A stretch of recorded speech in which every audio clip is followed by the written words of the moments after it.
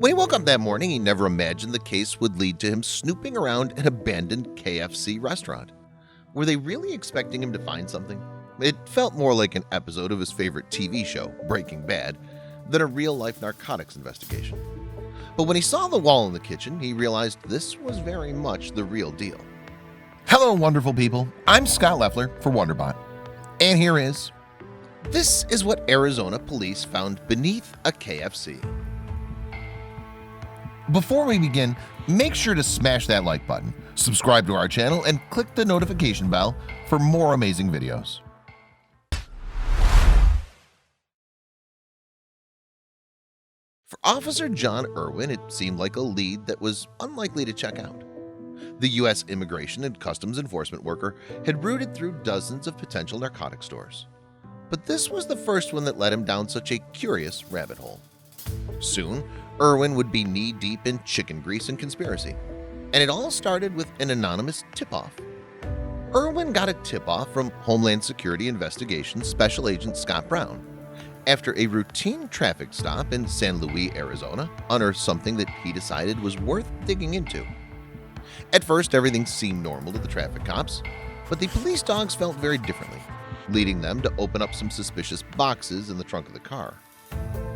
While the license and plates all checked out, Ivan Lopez was hiding something that couldn't evade the keen noses of the hounds.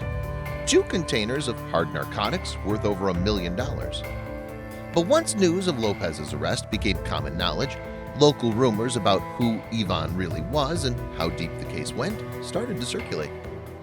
It was clear to the officers that discovered the high-value contraband that Ivan wasn't your run-of-the-mill smuggler.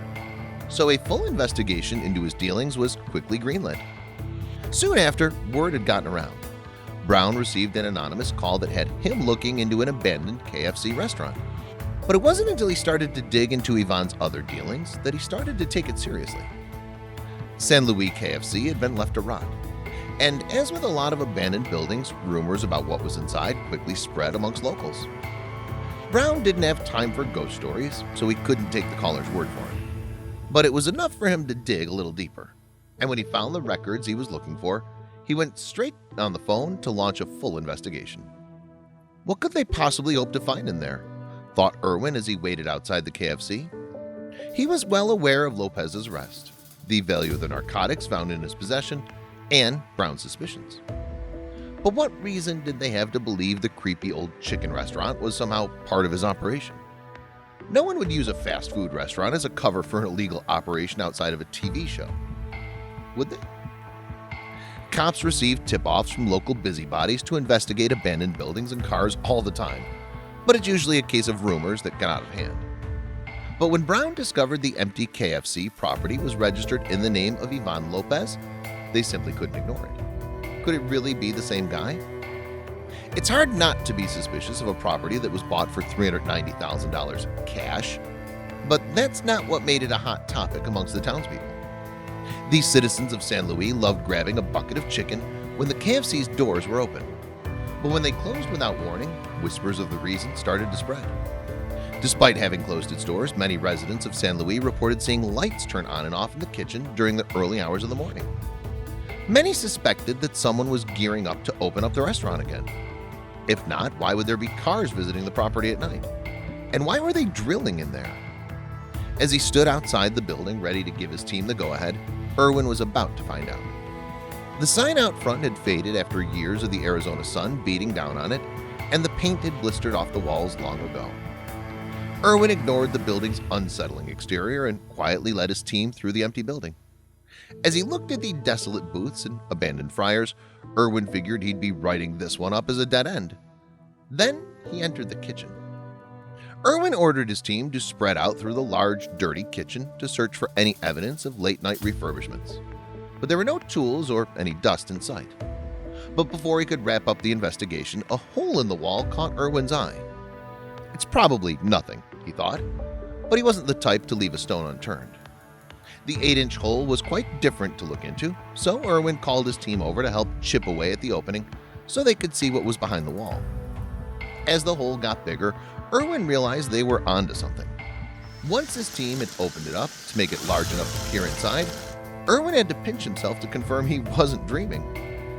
Irwin was staring down into a deep shaft. He shone his flashlight into the dark, dusty space, but it was so deep he couldn't get a clear read on what it was for. Not wanting to wait for backup, Irwin climbed through the hole and prepared to jump down into the darkness, while his team waited in the kitchen. Irwin was crouching in a man-made tunnel lined with hundreds of wooden planks. As his team dropped in to join him one by one, the additional flashlights lit the way ahead. The tunnel was just 3 feet wide and 5 feet high. There was nothing to do but follow the tunnel to what he suspected would be a hidden storeroom, but he would soon find out how wrong he was. Irwin and his team crawled through the 600-foot tunnel with only their flashlights to show the way ahead. But suddenly, Irwin realized that they should have waited for backup. If this tunnel was big enough for people to walk through, there could be dozens of unsavory characters waiting for them at the other end. At that moment, Irwin spotted the trapdoor. Aware that if he didn't take them by surprise, they might have the upper hand on them, Irwin pushed up hard on the door. Once he was out of the tunnel, the officer quickly drew his weapon and scoped out the room, while his team crawled up behind him. Not one of the men could make sense of how they'd ended up where they did. The officers had broken through the trapdoor and climbed out straight into the bedroom of a Mexican home. Irwin couldn't believe his eyes, but whoever had been using the tunnel was long gone. Then he noticed the long rope lying next to the trapdoor. Was that what he thought it was? After putting 2 and 2 together, it was clear to officials that the reason for this braven under-border tunnel was to enable Lopez and his cohorts to smuggle contraband into the U.S. from Mexico. Indeed, Lopez's confiscated toolboxes held narcotics worth around $1 million. But how had they gotten away with it for so long? Officials believed that due to the tunnel's size, the people involved in the trafficking would climb down through the trapdoor in the Mexican home and walk the 600-yard passageway until they were directly underneath the old KFC building. They would then deposit the illicit substances and be lifted out with a rope through the 8-inch hole in the restaurant's wall. And this tunnel isn't even the first one of its kind in Arizona. Tunnels are a time-consuming venture, but they've definitely increased since border security measures have ramped up. HSI Special Agent Scott Brown said in a statement, "One of the things that tunneling does tell us is that as we increase infrastructure, resources, patrol, that's forcing them to go to more costly routes into the U.S., he added. Authorities believe that Lopez is a prominent member of the Mexican cartel. He's currently in prison without bail while he awaits criminal charges. And while these cartel tunnels are becoming more common around the Mexican border, Agent Scott Brown reveals that there was something particularly frightening about the KFC tunnel in Arizona. According to Brown, the substances authorities found were all hard narcotics. He said, "I think that's what makes this tunnel a little unique, and frankly a little scarier than some of the other ones we've seen."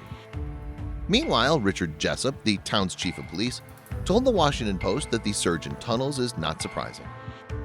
Generally, along the southwest border, every couple of months, we're encountering a tunnel, Jessup explained. Of course, if you can't go over the wall, you go under it. And while most of these tunnels are left unfinished, some aren't.